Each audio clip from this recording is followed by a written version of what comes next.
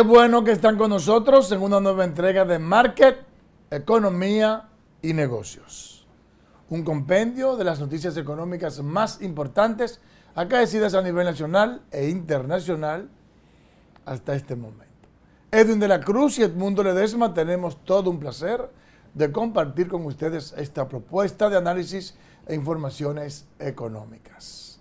¿Qué tal? Salud, Edmundo, ¿cómo te sientes? Bien y pico. Qué bueno, igual nosotros, contentísimos de estar aquí compartiendo este tiempo de importantes informaciones Hay del mundo económico. económicas halagüeñas. ¿Verdad que sí? Sí. ¿Qué te parece la decisión del presidente anoche de mantener los subsidios al pan, al combustible y a la energía?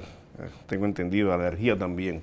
¿Qué te parece eso? Maravilloso. Precisamente la primera información que tenemos es una historia de Marcel Genao en torno a las decisiones que se tomaron el día de ayer. Bueno, pues entonces vamos a ver qué nos cuenta Maciel Genao, que dice que ante el aumento de los precios, gran parte de los productos básicos, combustibles y materia prima, el presidente Luis Abinader encabezó la mesa de trabajo por la crisis internacional de los precios en busca de soluciones para mitigar los efectos económicos de la pandemia. Vamos a ver qué nos cuenta Maciel. El presidente Luis Abinader detalló las medidas adoptadas por el gobierno para minimizar los efectos económicos de la pandemia del coronavirus, entre los que destaca los subsidios a los productores para evitar alzas desproporcionadas de artículos básicos. El mandatario reiteró que por el momento el gobierno no puede abocarse a una reforma fiscal debido a las condiciones actuales y que además se debe implementar un ajuste de salario para compensar las alzas. Hemos asumido el costo del aumento de los combustibles cada semana, porque ustedes saben que el efecto del aumento de los combustibles pues tiene un efecto transversal en toda la economía. También lo hicimos al financiar con tasa cero a los productores, lo hicimos también para contener el aumento de los precios. En la realización de la mesa de trabajo por la crisis internacional de precios, el ministro de Industria y Comercio, Víctor Bisonó, aseguró que como consecuencia de que el gobierno asume los incrementos en los costos, los combustibles cuestan entre 12 y 14 pesos menos de lo que debería. Bisonó manifestó que desde febrero pasado hasta la fecha el gobierno ha entregado 254 millones de pesos en subsidios del pan, impidiendo su alza desproporcionada. La gasolina premium debería de estar hoy 11.43 pesos más cara el galón. La gasolina regular debería de costar 13.20 más el galón. El gasoil premium debería de estar 14.37 más caro. Y el gasoil regular debería de costar 10.06 pesos más. Igual que el GLP debería de estar 12.6 pesos más caro el día de hoy.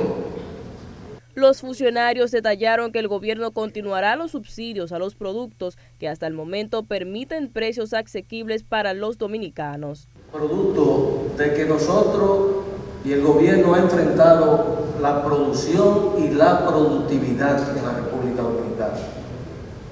Esa fue uno de los ejes que nosotros elegimos desde que llegamos al gobierno.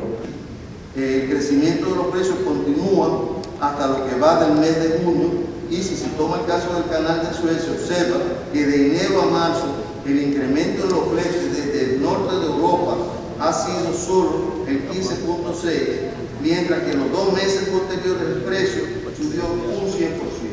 Detallaron además que el aumento del barril de petróleo y los hidrocarburos a nivel internacional impactan en el alza de los productos en la República Dominicana, que este año podría disminuir con el incremento económico de un 7.5%, pero sin llegar a los precios prepandémicos. El gobierno dominicano aboga por un acuerdo nacional que busca la integración de todos los sectores para evitar el alza de los productos básicos. Gracias a nuestra compañera Maciel Genao, el presidente de la República actuó como un estadista.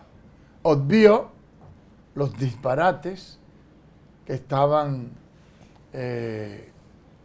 indicando, denunciando una serie de legisladores, senadores del PRM de que supuestamente había una conspiración de parte de empresarios del PLD para desarticular la economía y hacerle daño al gobierno.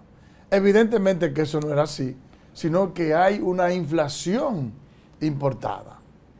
Rápidamente porque se ha incrementado el sorgo, el maíz, el trigo y la soya. El dólar se incrementó, el flete se incrementó, etcétera, etcétera, etcétera. Y esos incrementos de los precios internacionales están impactando el costo de producción en la República Dominicana. Así de sencillo, sin ampliar tanto. Entonces, en el día de ayer se vio al presidente de la República con el sector empresarial, con el sector sindical y con el equipo económico completo. ¿Para qué? Para que todo el equipo económico y por supuesto el Ministerio de Agricultura y todo el equipo económico, el ministro de Hacienda, el gobernador del Banco Central, el ministro de Planificación, el ministro de Industria y Comercio, todos los miembros del equipo económico que de una u otra manera tendrán que intervenir y poner un granito de arena para hacer que el costo de producción nacional disminuya. Compensar el incremento de los commodities en el mercado nacional con algún tipo de facilidades que dará el gobierno para resolver este problema. ¿Cuáles serían? Disminución de impuestos, algún tipo de subsidio, mejoría del crédito, etcétera, etcétera. Cada ministerio público, cada ministerio y cada funcionario sabrá qué hacer, o me imagino que ya hay elaborado todo un plan para que juntos, entre el gobierno, el sector empresarial, los gremialistas, busquen y concerten las medidas que han de tomar para, de alguna manera, bajar el costo de producción y eso impedir que se sigan incrementando los precios de la canasta familiar, que al decir de varios economistas, posiblemente se seguirán incrementando. Por ejemplo, de todos esos productos que hemos mencionado, el que más afecta, el que más impacta, es el precio del barril de petróleo, porque es transversal a todo el proceso de producción nacional. Así y entonces, ¿qué pasa? Que sigue incrementándose el precio del petróleo. El año pasado, el barril estaba a $38 y ahora está a 73. Y con una tendencia a subir. ¿Por qué? Bueno, porque todavía el sistema de producción del petróleo no está activado por completo como consecuencia de asuntos medioambientales, olas de frío, de nieve que produjeron ciertas dificultades y porque la disminución de la actividad económica como consecuencia de la pandemia también desarticuló los procesos de producción del petróleo. Entonces, y ni hablar del flete, todo. Entonces, ese proceso ya de reactivación de la economía mundial, en el que tanto la demanda como la oferta entre en un espacio de equilibrio, no se va a resolver de una vez. Y eso va a traer como consecuencia que posiblemente algunos insumos o algunos servicios, como el caso del flete, se sigan incrementando. Y el gobierno, junto a todos los sectores que acabo de mencionar, pues deben, además de concebir un plan para enfrentar la situación, estar vigilantes a los movimientos internacionales para tomar de manera expedita la decisión para mantener equilibrio en el costo. Lo único que yo le puedo criticar al gobierno es que esta reunión debió de hacerse mucho antes. Así es.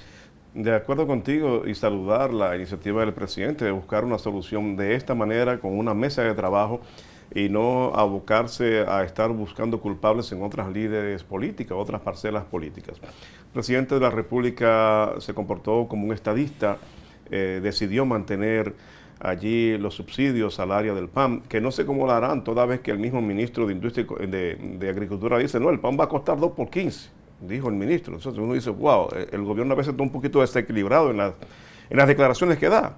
Entonces esperemos que el subsidio que se busque o que se mantenga o que se vaya a dar a los productores de la harina puedan dejarnos el pan, como hablamos ayer, que quizás lo dejaban en 6 pesos. Claro. Es verdad, quizás lo que están buscando es dejarlo en 6 pesos. Claro. Ojalá que sea así. Durante el diálogo que se produjo en la mesa de trabajo surgieron 2 declaraciones que me parecen muy interesantes. El presidente dijo que a final de año ya esperaba que todo se esté normalizando en materia de los precios y que lleguen a un punto de estabilización. En ese mismo tenor, Valdés Albizu, que es el gobernador del Banco Central, dijo también que que las cosas van muy bien y que a final de año todo empezará a estabilizarse en el país, que eso es un mensaje halagüeño verdaderamente. Otro elemento que mencionó y reiteró varias veces el presidente de la República era la importancia y necesidad de un aumento salarial para que el pueblo, para que el trabajador, para que las amas de casa puedan liberar un poquito el aumento de los precios, de todos los precios, porque ya no me voy a referir solamente a la canasta básica, de todos los precios, todo ha subido. Entonces él insistió en la necesidad de que se llegue a un entendimiento para que se produzca un aumento de salario. Ciertamente el Brache, que es el de los empresarios, dice que el 40% que solicitan los sindicalistas, dice él, no es razonable, pero esperemos que lleguemos a un punto medio tal vez. A propósito, vamos a ver esas declaraciones que dieron ayer tanto Brache como Pepe Abreu. En este momento no sé si es razonable, o sea, tendremos que ver las condiciones, porque lo que sí queremos buscar es un equilibrio entre el empleo y el salario. O sea, que las alzas de salario no generen desempleo. Que el universo casi de los trabajadores dominicanos no alcanzan con sus ingresos a compensar medianamente la canasta familiar promedio. Entonces, eso es lo que no es razonable y a lo que los empresarios le tienen que hacer frente, no a teorizaciones que desde el punto de vista de ellos es muy bueno predicarla, pero no de trabajador asalariado que cobra esa miseria de ingresos. Mira, yo reitero lo que dije en el día de ayer. Ojalá que ahora pueda haber una negociación razonable. La verdad que yo no he hecho los estudios para determinar si un 40% es demasiado. Creo que se va a imponer el criterio del sector empresarial, como ha pasado siempre. Ojalá estar equivocado. Pero yo creo que luego de que haya un aumento salarial razonable, porque los sindicalistas fueron los que pusieron el tema en la mesa, el presidente de la República ha dicho que se necesita un aumento salarial, entonces incluso en el día de ayer Pedro Brache reconoce que se necesita un aumento salarial, lo único que quizás no es tan elevado como quieren los sindicalistas. Yo lo que espero es que sea el razonable. Uno, que mejore la capacidad de compra que ha perdido, de poder adquisitivo, que ha perdido el empleado, y otro, que no implique que el sector empresarial pierda competitividad y se vea compelido entonces a votar gente y que aumente el desempleo. Pero que luego de que haya una adecuada negociación en torno al incremento salarial, entonces que se trabaje, bueno, y estaba el gobernador del Banco Central, que fue a través del Banco Central donde surgió la propuesta de que el aumento salarial sea a través de 2 variables. Uno, la inflación anual y dos, el nivel de productividad laboral. Que de manera isofacto se incremente el salario de todos los trabajadores desde que el gobernador del Banco Central o el Banco Central haga el informe de cuál fue la inflación de cada año, porque así no se pierde capacidad de compra. Y lo otro es la productividad laboral. ¿Por qué? Porque cuando aumenta la productividad laboral, eso quiere decir que a través del trabajo del empleado, las empresas están ganando más. Ganando más, ¿cierto? Entonces, ese beneficio extra que está provocando el trabajo del empleado, de alguna manera tiene que ser retribuido. ¿Por qué? Porque el empleado, a través de la experiencia, coge más habilidades, es más eficiente, porque hace estudios, diplomados, maestrías, doctorados, que lo hacen más conocedor, porque la tecnología se ha aplicado y ellos asumieron ese avance tecnológico. Y todas esas cosas que pasan en una empresa hacen que haya mayor nivel de productividad laboral. Entonces, de alguna manera, ese beneficio tiene que llegar al trabajador. Así, eliminamos el comité de salario y salimos de esas discusiones que a veces se hacen un poco hasta desagradables. Ahí y sí que al te final oye. del camino, bueno, Ahí sí te oye el director del comité de salario. bueno, apenas, es amigo mío. Sí. Ahorita te digo el nombre. Sí, sí, sí. Es amigo mío. Mira, pero a propósito que hacemos esa pausa, es importante que se tome en cuenta que en el país ha habido una inflación acumulada con relación al tema del salario. ¿Por qué? No se puede ver solamente lo que se ha incrementado en el año pasado. O sea, nosotros vemos con un cúmulo. Recuerden que la última vez que se revisó el salario, hace 2 años, fue de un 14%, pírrico. Pero anterior a eso, señora, anterior a eso, se hizo un aumento salarial que creo que iba a ser un 25%. Y lo que se dio por adelantado fue un 25%. Y el otro, que faltaba, 13%, nunca se llegó a ver hasta hace 2 años, que aumentaron un 14%. Entonces hay que ver también, quizás por eso los movimientos sindicales, los trabajadores dicen, no queremos un 40%, porque el 40% resume todos esos años donde ha habido inflación y no se ha tomado en cuenta para el aumento de salario. Ojalá que sea así. Sí, bueno, también se puede hacer algo, diría yo, una propuesta mía. Si se lleva a cabo, si se ejecuta y se promueve la ley que yo que estoy promoviendo, que yo estoy aupando, porque es del Banco Central, pero pudiera hacerse de esta manera para ir compensando. Por ejemplo, digamos que la inflación del año fue un 3%. Bueno, pues entonces, en vez de un 3% de aumento salarial, que sea un 5%. Y así, o sea, sobre la base de un estudio, que se diga, bueno, la inflación acumulada de los últimos 15 años ha sido un 40%, por decir algo. Pero el salario del trabajador solo ha sido de un 30%. Entonces, hay una diferencia en contra del trabajador de 10%. Hay una depreciación del salario de un 10%. Entonces, se puede aplicar la ley de manera tal que cada año se incremente un 2 o un 3% más de lo que ha sido la inflación, hasta llegar a ese 10% que hay de diferencia. Esa podría ser una manera, no sé si es un 10%, si es menos o si es más, pero de que hay una depreciación del salario, la hay. Entonces, esa es una manera de ir compensando hasta que las cosas lleguen a donde tienen que ser. Miren, ciudadanos calificaron de positivo la decisión del presidente de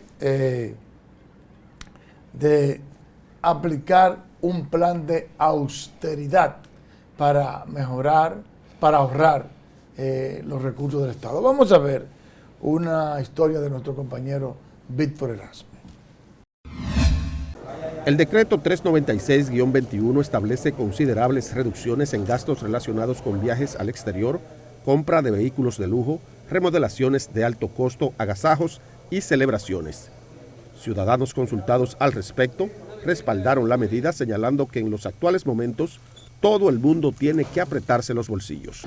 Bueno, realmente yo estoy de acuerdo con la decisión que el presidente ha tomado, porque estamos en una crisis, y no solamente en este país, sino en diferentes países.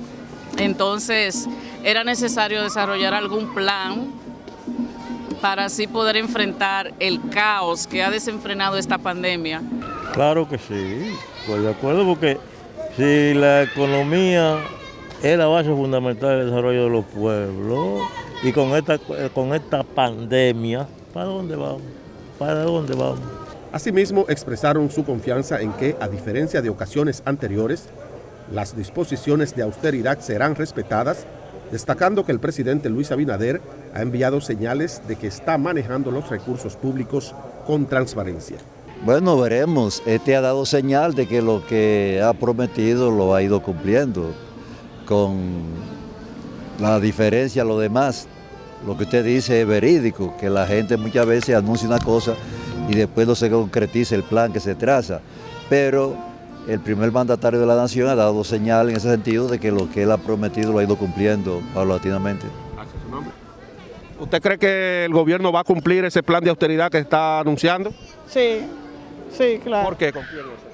Porque yo confío en él y yo voté por él y está haciendo algo nuevo. ¿Qué está haciendo él? Metiendo la casa a todo lo que robaron. Nadie lo había hecho.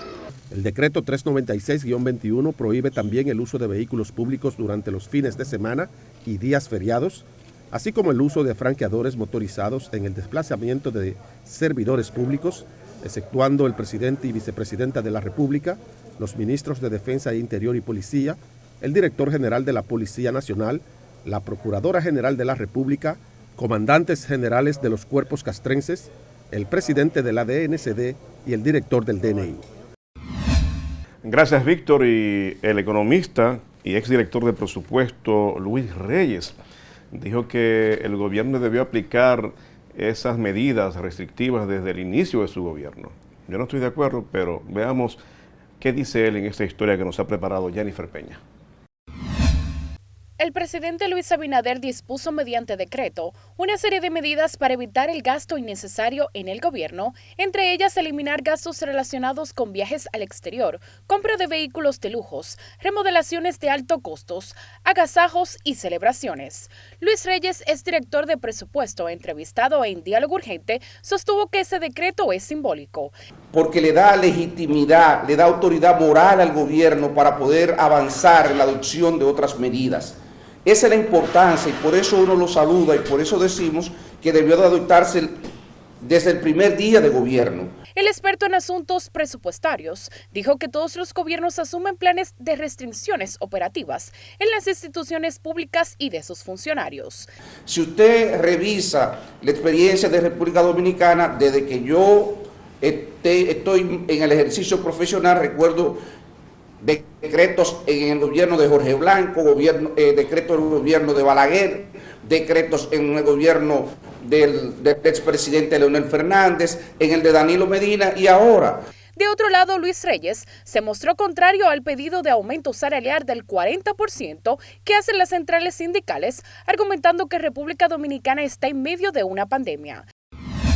Mira, una de las discusiones, digamos, más interesantes que ha habido en los medios de comunicación y de parte de los economistas del PLD y economistas independientes ha sido el gasto público, el ahorro que ha tenido el gobierno. Incluso se ha dicho que el gasto corriente no ha disminuido, que lo que ha disminuido es el gasto de capital. Yo estaría de acuerdo no con un ahorro, ni con que haya un plan de austeridad. Yo estaría de acuerdo con que esos gastos superfluos y necesarios que menciona el presidente de la República ipso facto se hayan eliminado desde que él inició. Ahora, con lo que yo no estoy de acuerdo es con que el gasto de capital no haya un rezago en el gasto de capital. Porque si se estipula un crecimiento interesante de parte de la economía para este año, de seguro que si hubiese un gasto de capital adecuado, el crecimiento económico sería mayor de lo que se está proyectando. E incluso esos ahorros que tendría el gobierno con ese plan de austeridad pudieran utilizarse, no para ponerlo en una cuenta del Estado, sino para invertirla también. Porque al gobierno, al país le hace falta la inversión pública para catalizar el crecimiento económico. Pero vamos a ver, en torno a esta discusión, la opinión del economista Antonio Siriaco. Las últimas medidas de austeridad contenidas en el último decreto del gobierno, más que un ahorro sustancial que se pueda conseguir con estas medidas, lo que se está enviando es una señal de racionalizar partidas del gasto público que son obviamente de muy baja productividad. Es obvio que lo que se trata, pienso yo, con estas medidas es enviar una señal a los ministerios, tanto centralizados, descentralizados e instituciones autónomas, que concentren su ejecución presupuestaria en aquellas partidas que son partidas de alta productividad, que tienen un impacto no solamente en sectores tan importantes como la salud, como la educación, sino también a nivel territorial, en términos de una mayor infraestructura. Con estas medidas, obviamente que no es verdad que el gobierno va a cambiar una tendencia o una correlación donde esto va a generar una cantidad importante de recursos que se puedan destinar a incrementar el gasto de capital. Sin embargo, obviamente que envía una señal importante de racionalización del gasto público, de eficientizar realmente las ejecuciones de los presupuestos, y además de que es obvio que en esta coyuntura y en otras coyunturas es más prioritario aquellas partidas presupuestarias que se dediquen al incremento de la productividad, a la infraestructura. Eso es lo que verdaderamente aumenta la capacidad productiva de una economía y permite precisamente un crecimiento acelerado, y también mejora la calidad del gasto público. Gracias al profesor Antonio Siriaco Cruz, siempre tan elocuente en materia económica. Señores, vamos ahora al diccionario económico. Libertad de expresión. El concepto de que las personas tienen derecho a decir lo que quieran sin temor a represalias. En la práctica, el término también implica que las personas tienen derecho a publicar o difundir de forma escrita o oral cualquier cosa que quieran a través de cualquier medio disponible, como periódicos, radio, televisión o internet.